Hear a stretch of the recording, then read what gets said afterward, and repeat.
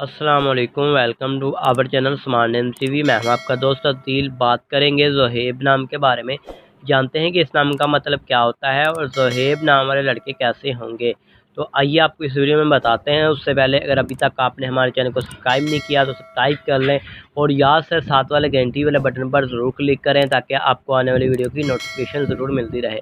नाम है ज़ोहेब। ज़ोहेब नाम का मतलब होता है बादशाह, रहनुमा के होते हैं। अगर बात करें ज़हेब नाम की तख्लीक ज़बान की तो ज़हेब एक अरबी ज़बान का नाम होता है। ज़हेब जिन्स लड़का होता है। अगर बात करें ज़हेब नाम के लकी नंबर की तो लकी नंबर 6 माना जाता है और ज़हेब नाम का मज़ाहिब मुस्लिम माना जाता है।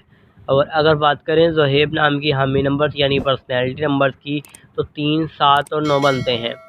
ज़हेब नाम का बेहतरीन वक़्त 5 AM से लेकर 7 AM तक माना जाता है और ज़हेब नाम के मुआफ़िक दिनों में सोमवार और जुमेरात शामिल है। अगर बात करें कि ज़ोहेब नाम वाले लड़के कैसे होंगे तो आप ख़ुद को तन्हा महसूस करते हैं। आपका दिल चाहता है कि आप लोगों के साथ घुल मिलकर रहें। आप लाइफ में कामयाब होना चाहते हैं। आप थोड़े से जज्बाती होते हैं।